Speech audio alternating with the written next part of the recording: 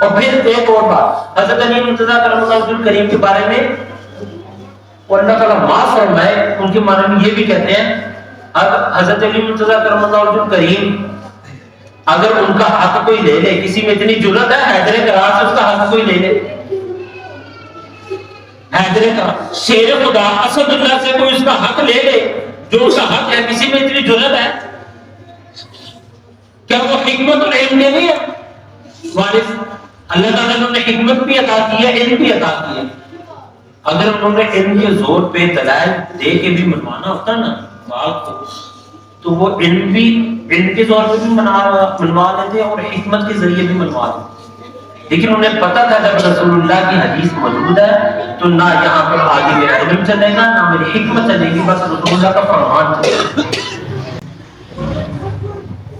تو میری آپ سے یہ گزارش ہے، کیونکہ میرے اوپر ذمہ داری ہے میرے سننے والوں، آپ کی جو نسل یہاں پر آتی ہے ان کی اصلاح کی اور آپ کی اصلاح کی میرے اوپر ذمہ داری ہے۔ آپ سے یہ کہوں گا کسی ایسے عالم کے پیچھے کان نہ دھریں جو ان اختلافاتی مسائل کو بیان کرتا ہے، کیونکہ آپ کو اس کا کوئی فائدہ نہیں ہے، صرف آپ کا نقصان ہے، اس کی سوا کچھ نہیں۔ اچھا ایک عالم صاحب مجھے وہ بہت بڑے عالم بنے، وہ دنیا کا سب سے بڑا عالم بن گیا، اور جیسے شیطان ہی سب سے بڑا عالم تھا، وہ دنیا کا سب سے بڑا عالم، بڑا حکیم عالم بنا ہوا۔ اس نے کہا کہ حضرت ابوبکر صدیق رضی اللہ تعالیٰ عنہ، یہ اس بندے کی میں بات ہے، اس نے یہ کہا وہ آج 1400 سال کے بعد اتنا بڑا عالم اور اتنا بڑا حکیم دانا قسم کا آدمی، وہ کہتا ہے کہ یہ بھی تو ہو سکتا ہے نا حضرت ابوبکر صدیق رضی اللہ تعالیٰ عنہ کو حدیث کو سمجھنے میں غلطی ہو گئی، اتنا بڑا وہ دنا نکلا ہے، اتنا بڑا دنا، عقل مند، حکیم، باشعور انسان 1400 سال کے بعد پیدا ہوا، جو حضور کے یارغار کو یہ کہہ رہا ہے کہ ہو سکتا ہے کہ حضور کی حدیث کو سمجھنے میں خطا ہو گئی۔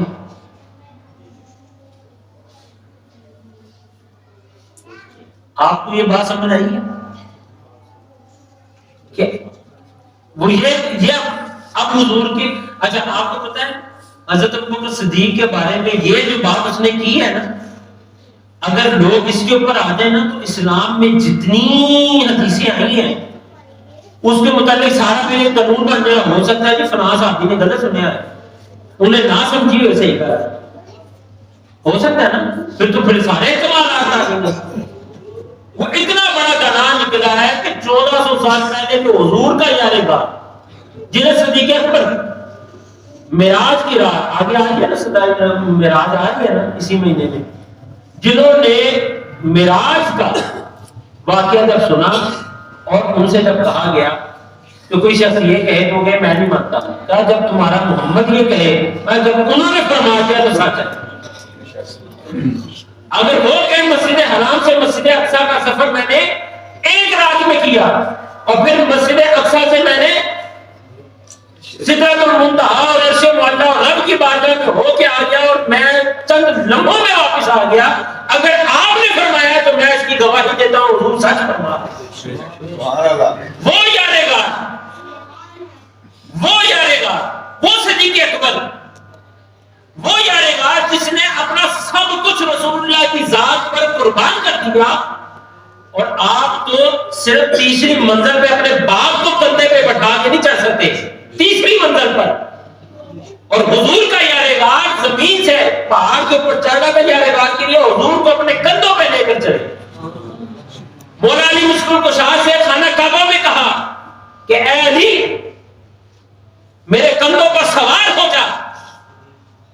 اور یہ خانہ کعبہ میں جتنے بت ہیں نا قبلہ کے اندر جتنے بت ہیں ان کو توڑ دے۔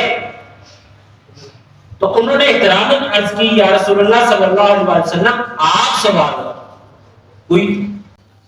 تو حضرت علی مرتضیٰ کرم اللہ وجہ کریم نے فرمایا نہیں یا رسول اللہ آپ میرے کندھوں پر سوار ہو جائیں۔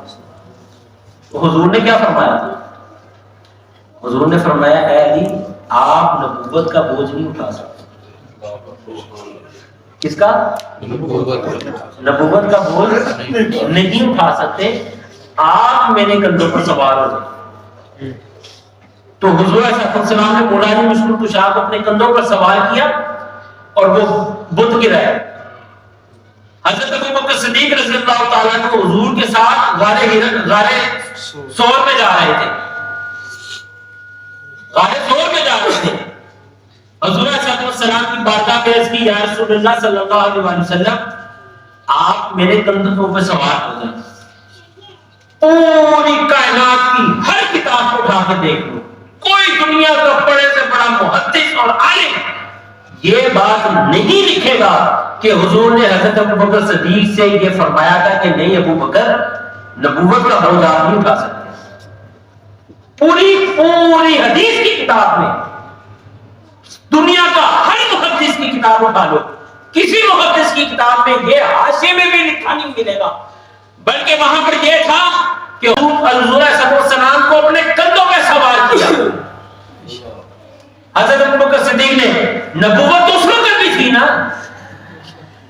یا اس وقت نبوت نہیں تھی؟ اس وقت محمد صلی اللہ علیہ وسلم کو مارنے کے لیے لوگ نہیں آئے تھے،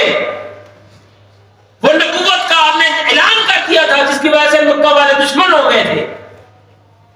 اور جب مکہ والے دشمن آئے تو وہ محمد کے پیچھے نہیں بلکہ اللہ کے رسول کے پیچھے گئے تھے،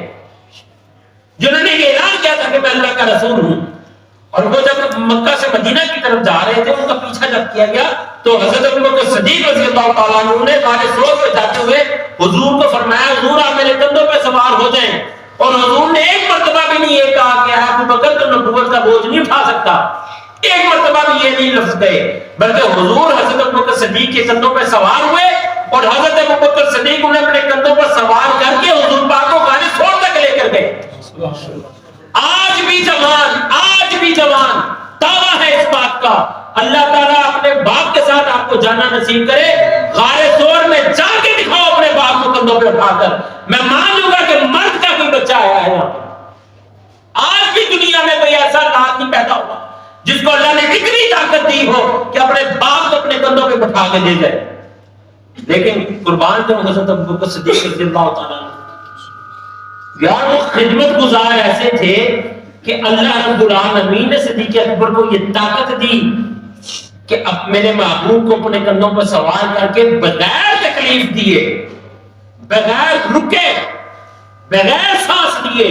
میرے محبوب غار ثور تک پہنچا دیا۔ لوگ اختلافات، اب یہ جو میں آپ کو یہ باتیں بتا رہا ہوں نا، یہ یا آپ کو لگے گا یا مولوی صاحب پتہ نہیں کی کہہ رہے ہیں، مولوی صاحب کہتے کچھ نہیں، یہ آپ کا دل ہے، دل، یہ دل کا تقویٰ ہے۔ اگر آپ نے اپنے دل میں اس بات کو رکھ لیا کہ نہیں یار حضرت ابوبکر صدیق کی خلافت نہیں سی بنتی، حضرت علی کی خلافت بنتی سی، تو آپ کو پتہ بھی نہیں، ایسے آپ ایمان سے خارج ہو جائیں گے۔ اگر آپ نے ذرا سا خیال دل میں رکھ لیا، زبان پہ نہیں کہہ رہا، یہ دل کے تقوی کی بات کر رہا ہوں، دل میں اگر رکھ لیا، آپ نے زبان سے نہیں کہا کہ نہیں یار باب فدر کا حق فاطمہ الزہرا رضی اللہ تعالیٰ عنہا کا تھا، حضرت ابوبکر صدیق نے غلط فیصلہ کیا، اگر آپ کے دل میں یہ بات ہے، زبان سے آپ نے نہیں کہا، تو ایسے ایمان سے خارج ہے، ایمان سے خارج آپ ہو۔ آپ ساری زندگی نمازیں پڑھتے ہیں، آپ کی نماز قبول نہیں ہوگی، عبادت و ریاضت کریں نہیں قبول ہوگی، تہجد ادا کریں نہیں قبول ہوگی، جب تک آپ اپنے دل کو اس غلطی سے پاک نہیں کرتے جس پہ خالق کائنات اپنی نگاہ رکھتا ہے، تب تک آپ کی کوئی عبادت قبول نہیں ہوگی۔